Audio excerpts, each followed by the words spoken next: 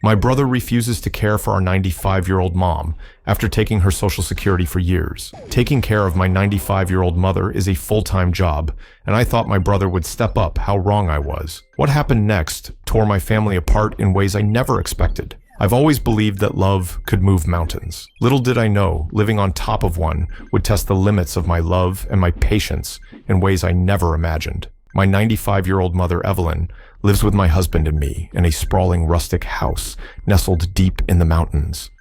The view here is breathtaking, endless rolling hills, the whisper of pine trees swaying in the wind, and sunsets that paint the sky with every shade of gold and crimson. It's a dream place, really a sanctuary for anyone lucky enough to call it home. But this sanctuary comes with a price. My mom may be sharp as a tack, still cracking jokes and telling stories like she did in her youth. But at 95, the risk of something going wrong is always lurking just around the corner. Falls, confusion, exhaustion. It's a constant battle we fight quietly every day. That's why we never leave her alone for more than 4 or 5 hours. Her safety is our top priority. My husband and I share this responsibility, but let me be honest, mostly it falls on me. The house feels quiet except for my mom's soft footsteps and the occasional laughter or sigh that punctuates the stillness. I've grown used to the rhythm of her days, the morning cups of tea, the little walks on the porch, the afternoons spent reading or knitting, the evening stories we share by the fireplace. There's a delicate balance we try to maintain, making sure she feels loved and independent, but also safe. It's not easy. Every day demands vigilance, a patience I didn't know I possessed before. Some days I feel like I'm running on empty, but I put on a brave face because my mom deserves that and more. We live 600 miles away from the rest of our family, my siblings who live closer to civilization, the buzz of the city, and the convenience of care services. There are no visiting angels or respite care options within miles of us. In this remote place, the responsibility of being full-time caregivers falls squarely on my husband and me. There's simply no one else. This isolation, while peaceful, often feels suffocating. Sometimes I wonder if it's just my love that keeps me going, or if there's something else, a stubbornness, to keep things together no matter what. Then came the news that my daughter Sarah is about to have a baby. A new life entering the family. A moment we've all been waiting for. The idea of spending a whole month with her, holding my grandchild, watching those tiny fingers curl around mine, it felt like a light at the end of a very long tunnel. My husband and I began dreaming about that month, late-night takeout, sleepy mornings, and baby giggles filling the rooms. But before any of that could happen, we had to figure out who would care for Mom.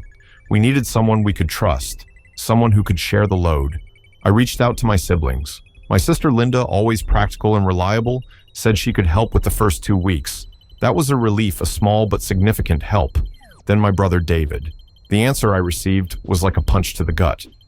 David is 70 years old, a man who hasn't held a steady job in decades living near the city, and for the past 10 years, he's been collecting my mother's $3,000 monthly Social Security check without contributing a dime to her care. I always hoped he'd step up one day, but his response crushed me. "I can't cook or take care of Mom for 2 whole weeks," he said flatly. No empathy, no hint of understanding, just a blunt refusal. When I pressed him, he said he was about to start a part-time job in 2 months and couldn't commit now. I stared at my phone, stunned. How could a man who has been unemployed for so long suddenly have this job to protect him from a family obligation? I was furious, boiling mad. The rage wasn't just about the refusal. It was about the years of taking money meant for Mom's care while contributing nothing. It was about the silence, the absence, the selfishness disguised as can't. I felt betrayed, abandoned, left to carry a burden that should have been shared. But beyond anger, I felt a deep, aching sadness. How did our family get here? How did the man who shared my childhood, my memories, become someone so detached from the woman who raised us? I wanted to scream at him, to shake him, and ask, "What is wrong with you?" But all I could do was hold my breath and try to stay composed for Mom's sake, for my husband's, and for myself. The days leading up to this conversation were filled with anxious planning and hopeful anticipation. The month with Sarah was supposed to be a joyful pause, a chance to breathe, to celebrate new beginnings. Instead, I was stuck wrestling with disappointment and resentment. I kept replaying the conversation in my head, imagining all the things I wanted to say but didn't, the questions that haunted me. How could someone live off mom's social security and still refuse to help? Did he not see the strain in my voice? Was family just a word to him? And most painfully, was I asking too much? Every night, I would sit by mom's bedside, watching her sleep, the peaceful rise and fall of her chest, and wonder if I was failing her. Could I do this alone? Did I have to? My husband tried to help where he could, but he works long hours and is often on call. I didn't want to burden him more than necessary. I reached a breaking point, exhausted, overwhelmed, furious, and desperate for a solution. And that's when I thought maybe it was time to confront David, to lay everything bare and demand he step up. But what if that destroyed the last threads holding our family together? Could I sacrifice my relationship with my brother for the sake of my own sanity and my mother's well-being? These questions loomed over me like the towering pines outside our window, silent and immovable. As I tucked Mom in one night, her frail hand in mine, I promised her silently that I would find a way, somehow. Because love, no matter how heavy, is a promise worth keeping. After days of stewing in anger and sadness, I finally decided I couldn't stay silent any longer. I needed to confront David, not just for my sake, but for Mom's. The weight of caregiving had become unbearable, and if my own brother wouldn't help, I had to know why. I had to see if there was anything left of the family I thought we were. The phone call was tense from the start. "David," I said, trying to keep my voice steady but feeling the adrenaline pounding in my chest, "I need you to help with Mom for the month. Linda can do 2 weeks, but we need you for the rest." There was a long pause. I could almost hear the sigh on the other end, the hesitation. "I told you I can't," he said finally, voice low and defensive. "I'm about to start working part-time. I just can't commit." His words felt like a slap. "You've been getting Mom's Social Security for 10 years and haven't contributed to her care. 2 weeks is too much to ask." I could feel tears pricking my eyes. "Do you have any idea how hard it is to take care of her, to live here 600 miles away from you, and still do everything?" David was silent. "I'm not trying to punish you," I said, trying to soften my tone. "I just want you to be part of this. She's your mother too. We all owe her that much." He sighed again, longer this time, and said, "I'm sorry. I just can't." That was the moment I realized the gap between us wasn't just about this month or caregiving. It was deeper decades of unmet expectations, silent resentments, and a broken sense of responsibility. I hung up, chest-tight, stomach churning. That night, I couldn't sleep. My mind kept replaying memories of childhood David and me playing in the backyard, Mom cooking dinner, Dad telling stories by the fire. It all felt so distant now, like a different life. I wondered what happened to the brother I used to know. The next morning, I told my husband everything. He listened quietly, holding my hand, offering small comforts. "We have to protect Mom," he said firmly, "and that means you need help. Let's figure this out together." We started looking for alternatives, friends who might help, neighbors we could trust.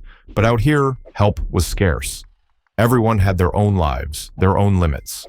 Linda was doing her part, but 2 weeks was not nearly enough. The isolation felt crushing. I found myself resenting David more and more, but also questioning if I was being too harsh. Was he really incapable or just unwilling? One evening, I caught myself talking aloud as if David could hear me. "If you cared at all, you'd find a way," I whispered, voice breaking. That night, I dreamed of confrontation. I saw myself standing in front of David, yelling, accusing, demanding answers. But when I woke up, I felt drained, not strong. The conflict was tearing me apart from the inside. At the same time, Mom remained the calm center of our storm. She never complained, only smiled and told me stories about her youth, about resilience, about hope.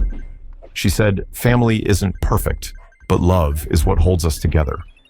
I clung to those words, but every time I looked at her, I felt the crushing weight of responsibility and the loneliness of carrying it mostly alone. The month with Sarah was approaching fast. I wanted to be there to hold my grandchild, but the thought of leaving Mom without proper care filled me with dread. One night, after a particularly hard day, I found myself writing a letter to David, things I couldn't say out loud. I poured my heart out, telling him about the exhaustion, the frustration, the love that pushed me to keep going. I told him how much I needed him, but when I finished, I hesitated. Should I send it, or would it just push him further away? In the end, I didn't send the letter. Instead, I prepared myself for what was coming, holding on to hope, but bracing for disappointment. Because sometimes family isn't about what they do, but what they don't do. A few days after that final phone call with David, I received an unexpected text from Linda. "Hey, I've been thinking, maybe you should ask him about the money, like where it's gone all these years." It hit me like a punch to the chest.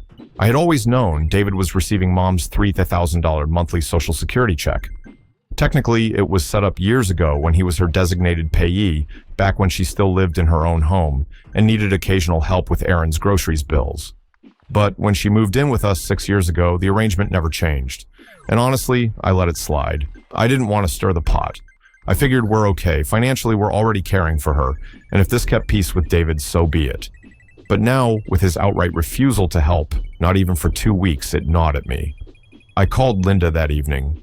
"Do you think he's stealing from her?" Linda hesitated. "I don't know. I just think it's time we asked. If he's been taking the money while you've been the one actually caring for her, that's not okay." It wasn't just not okay. It was betrayal. That night, I sat down with Mom at the kitchen table. She was sipping chamomile tea, her hands as delicate as porcelain, against the cup, her silver hair pulled into a neat bun. "Mom," I said gently, "can I ask you something about your finances?" She looked up, eyes sharp. "Of course. What's on your mind? Do you know where your Social Security money has been going?" "The monthly check." She blinked. "David handles it, doesn't he?" I nodded. "He used to." "But since you've been living here, have you seen any of it?" She frowned. "No, but I assumed it was being saved. He always told me not to worry about it, that he was managing things." I bit my lip. I didn't want to upset her, but this needed to be said. "Mom, I don't think he's been saving it. I think he's been keeping it for himself." Her eyes widened. "You think David stole from me? I don't know," I said carefully. "But it doesn't add up, and he refused to come stay with you for 2 weeks so I could meet the baby. He said he couldn't cook or manage." There was a long silence. Her eyes grew distant. "When your father died," she said finally, "I asked David to help with the paperwork, the bank stuff, because I was overwhelmed. I never imagined he'd take advantage." I reached across the table and held her hand. "I'm going to ask him, Mom. I need to know." That night, I composed a message that was equal parts direct and cautious. "David, I've been going through some of Mom's documents. I'd like to talk about the Social Security payments. We need clarity. Can we have a conversation about where that money has been going?" He didn't reply. Not that night, not the next. 3 days passed. Finally, I received a terse message. "I've been using it to cover her old house expenses, taxes, maintenance. There's nothing shady going on." A second message followed. "And you're acting like I'm some kind of criminal. I've done what I could." I wanted to scream. Her house had been sold years ago. There were no more taxes, no utilities, no upkeep. I knew it. He knew it. He was lying. I took screenshots, sent them to Linda. She called me instantly, her voice, a mixture of rage and disbelief. "We have to tell Mom." But I hesitated. She was 95. "What would this truth do to her heart?" "I'll tell her gently," I said, one step at a time. Instead, I decided to speak to a lawyer. I wanted to know what rights Mom had, what I could do to protect her going forward. If David had been misusing funds under her name, it could be considered elder financial abuse. The lawyer, a woman named Erica, was kind, but firm. If he was her payee and used that money for his own benefit, especially after she was no longer living in her own home, that's a serious issue. But we'd need proof. Bank records, transaction history, maybe even an affidavit from your mom. My stomach twisted. This wasn't just about justice anymore. It was about tearing the veil off a family lie, one that had kept us all passive for far too long. That weekend, Linda came up to visit. She hugged Mom tightly, made her favorite peach cobbler, and sat with me after dinner as we reviewed our options. Mom, as always, seemed calm but quieter, like she sensed a storm was coming. That night, over a glass of wine, Linda said, "You know, I always thought David was the golden child. Remember how Mom used to brag about him being so smart? Even when he dropped out of college and moved into that crummy studio apartment, she still believed he was just finding his path." I nodded. She always saw the best in him. Maybe that's what makes this so painful. We didn't sleep much. The next morning, something unexpected happened. David showed up, unannounced, at our front door, with a half-hearted smile and a backpack slung over his shoulder. I opened the door, heart pounding. "What are you doing here? I thought I'd come see Mom," he said. I didn't believe it for a second, but I stepped aside. He walked into the living room like he belonged, sat beside Mom, kissed her cheek. And for the next hour, he played the role of doting son, asked about her health, reminisced about childhood stories, even offered to make tea, which of course I ended up doing. But when Mom went to lie down for her nap, I cornered him on the porch. "What do you really want, David?" He lit a cigarette. "I know you've been snooping around. You talked to a lawyer, right?" I said nothing. He looked away. "Fine. I used the money. Most of it. I had bills. I wasn't working." "You stole from her?" I said, voice shaking. He shrugged. "She never asked questions, but that doesn't make it right." He looked at me for the first time. Really looked. "I didn't ask for this life, okay? I didn't ask to be broke at 70, stuck irrelevant. I didn't plan any of this. I stepped back. None of us planned it. But we're still responsible for how we act." His eyes burned with something defiance. "Shame I'll stay 2 weeks," he said suddenly. "Not because I want to, because I owe you." "No," I said. "You owe her."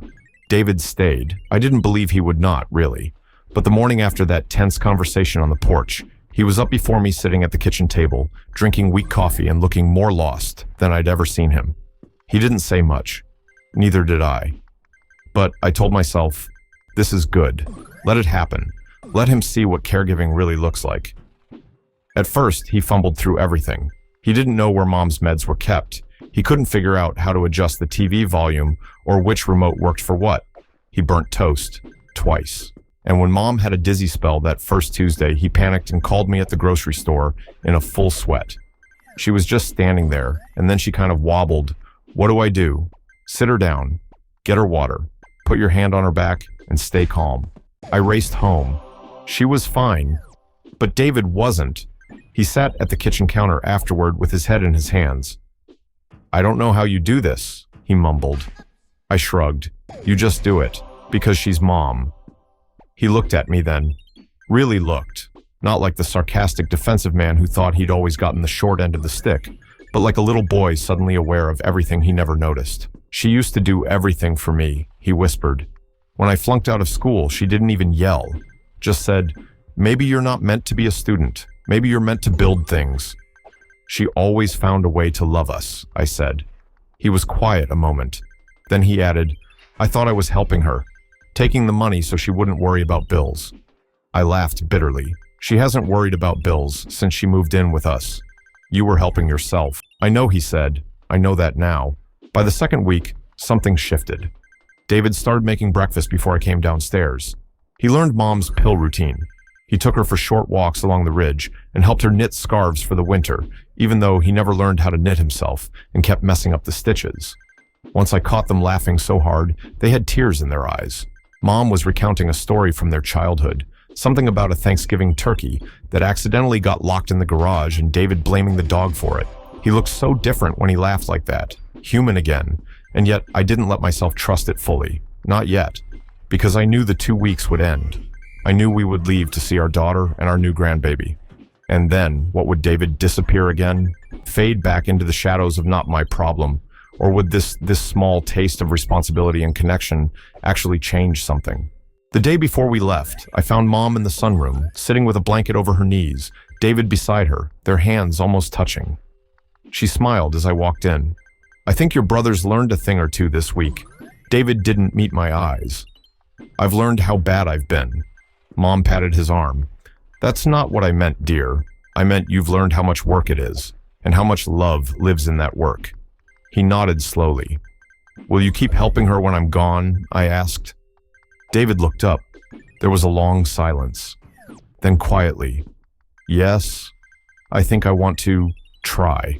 That night, he made dinner spaghetti with too much garlic, and we sat around the table like it was Christmas Eve. Not because it was perfect, but because it was something rare, the three of us together, without resentment, hovering over every word. Our trip to see the baby was everything I'd dreamed of. The newborn smell, the weight of her little body asleep against my chest, my daughter's teary eyes when I handed her a homemade blanket woven from scraps Mom had been saving for years.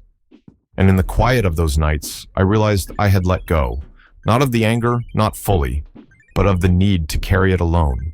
Letting David stay, even reluctantly, had forced a truth into the open that no phone call ever could. He had seen her. He had seen the work. And in some way, He had seen me. We FaceTimed every day. David always answered. Sometimes awkward, sometimes proud.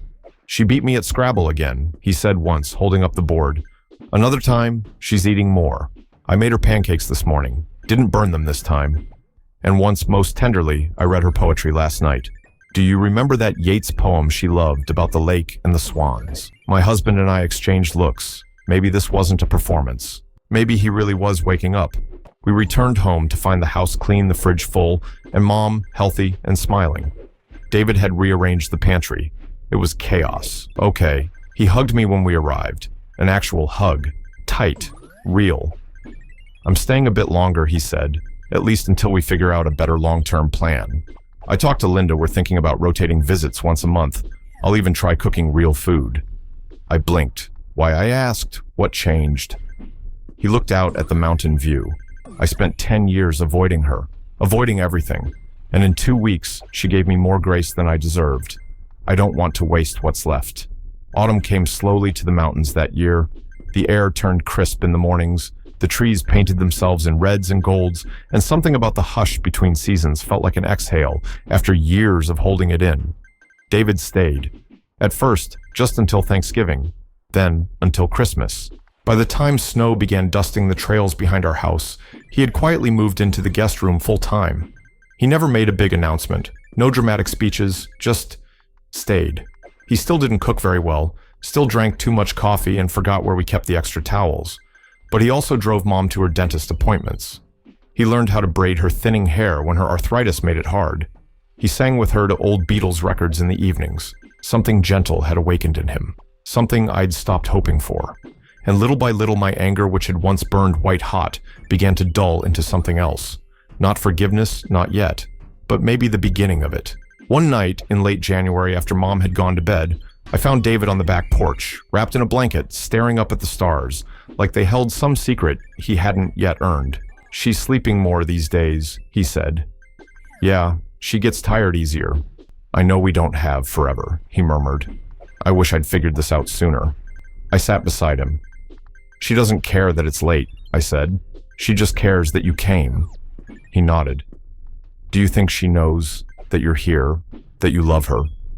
Of course. No, I mean, how much time she has. That question landed between us like a whisper we weren't ready to say out loud. I think she does, I said finally, and I think she's at peace with it. He was quiet for a long time. Then I'm scared. I turned to look at him, this man who had been my torment, my disappointment, my brother. I am too, I said. In the spring, Mom began needing help, walking more than a few feet. David built a handrail for the hallway. Not a pretty one.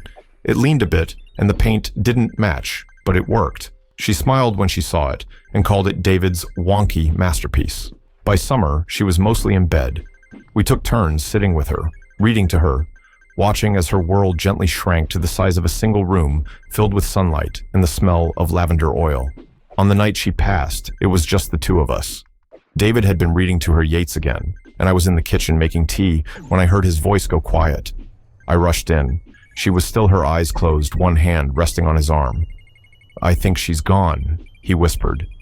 And she was. The weeks that followed were a blur of phone calls, funeral arrangements, casseroles from neighbors. David didn't leave.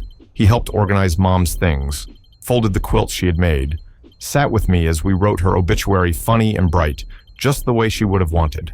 At the service, he spoke. Not a polished speech, just a story about how she used to sing to him when he had nightmares, and how he could still hear her voice when the wind rustled the pines outside her bedroom window. There wasn't a dry eye in the room. Afterward, he came up to me, eyes red, and said, I didn't deserve her, but I'm glad I got to be there at the end. You did more than be there, I said. You showed up. He nodded. Too late.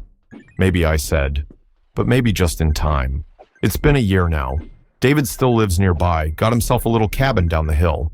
He volunteers at the local food pantry of all places. Still drives me crazy sometimes. Still forgets birthdays and tells the same jokes too often. But he's different now. I think we both are. Sometimes grief unearths things we didn't know were buried old wounds, yes, but also old love. And as I sit on the porch now watching the same mountain view we used to show Mom every morning, I think about legacy. about what we leave behind. Mom left us love. Fierce, unyielding, sacrificial love. And somehow, by the end, we both found our way back to it. It had been nearly a year since Mom passed. A quiet, strange year where silence became a familiar companion and time folded in on itself like the pages of an unfinished book. The house still smelled faintly of the lavender hand lotion. She loved the kind she insisted on keeping by the kitchen sink. Her room, still intact, had become more shrine than space. I hadn't yet found the courage to box up her things. I told myself I was preserving memories, but really I was afraid. Afraid that if I put them away, she'd truly be gone. David had come by twice since the funeral. Each visit was brief, a few hours at most. He always brought something small, a tin of Mom's favorite shortbread, a box of chamomile tea she used to drink at night. He'd sit stiffly at the kitchen table, sip coffee, and glance around the house like he was looking for something he'd lost long ago, but couldn't name. We talked cautiously. No more fights, no grand confrontations. But we also didn't talk about what really mattered. That was our pattern, tiptoeing around the ruins. I didn't push. I think part of me believed he owed me something more. An apology, an admission, a breakdown, anything that resembled accountability. But another part, the tired part, didn't want another war. I had grown weary of carrying resentment like a second skin. It was heavy and lonely. It was late November when I finally decided to sort through Mom's things. The sky was that dull pewter gray you only see in the mountains before the first snowfall. My husband had gone into town for supplies, and I stood alone in a room, fingers resting on the old oak dresser. I opened the drawers one by one, sweaters still folded, the way she liked, little sachets of dried herbs, a stack of crossword puzzle books with her meticulous handwriting. My throat tightened, but I kept going. In the back of the bottom drawer, I found a manila envelope with my name on it. Just my name, written in her familiar cursive, the kind that leaned slightly to the right. Inside was a letter, 4 pages, folded neatly. I sat down on her bed, hands trembling. My dearest Anne, if you're reading this, it means I'm no longer there to boss you around, nag you about putting too much salt in the soup, or, well, let me try to say it now. First, thank you. You gave me the kind of ending most people only dream of. You gave me safety, laughter, music, mountains, and most importantly, love. You were my anchor when the years caught up to me, when my body started betraying me. And I want you to know, I saw all of it. The sacrifices, the exhaustion, the nights you sat by my bed when I had those dizzy spells. I noticed it all, even if I didn't always say so. Second, I need you to forgive your brother. I know, he's infuriating. He's always been difficult, and I won't pretend he didn't hurt you by being absent when you needed him most. But David carries shame in a quiet, dangerous way. He's never known how to ask for help without folding into himself. I gave him money because I was afraid of what would happen to him if I didn't. I watched him struggle with his own worth, his identity, his aging, and I couldn't fix it. Maybe I made the wrong choices. Maybe I enabled him, but I did it out of love. The same kind of fierce, complicated love I have for you. He's your brother Annie. And someday, when you're my age, I hope you have someone who knows your story. Someone who remembers your childhood, your parents, your dumb high school haircut. David remembers. Don't erase him from your life if you can help it. You don't have to forget. But please try to forgive. Lastly, please live. Take trips. Fall asleep in the sun. Paint something badly. Laugh with your granddaughter until your cheeks hurt. Your life doesn't end with mine. It's just beginning again differently. I love you more than words could ever say. Always, Mom. I read the letter twice, then a third time. By the end, my cheeks were wet, and I didn't even remember crying. It was the kind of grief that came in waves, gentle at first, then punishing. That night, I called David. He picked up on the second ring. Hey, he said, tentative. I found a letter, I replied, voice shaking. From Mom. He didn't say anything for a long moment. Then softly, yeah, she said I should forgive you. He exhaled. I could almost hear his shoulders drop. I don't deserve it. Maybe not, I whispered, but that's not the point. We didn't fix everything in that phone call. There were still jagged edges. But for the first time, there was space for something other than resentment. We talked about Mom, about her awful meatloaf, her obsession with James Taylor, the way she'd hum when she watered her plants. It was a start. A year later, David came for Christmas. He stayed 3 nights. He brought books for the baby and helped chop firewood. He cooked exactly 1 meal and burned half of it, but we ate it anyway, laughing. After dinner, he handed me a small box. Inside was a photo, us as kids, standing in front of the Christmas tree in footy pajamas holding hands.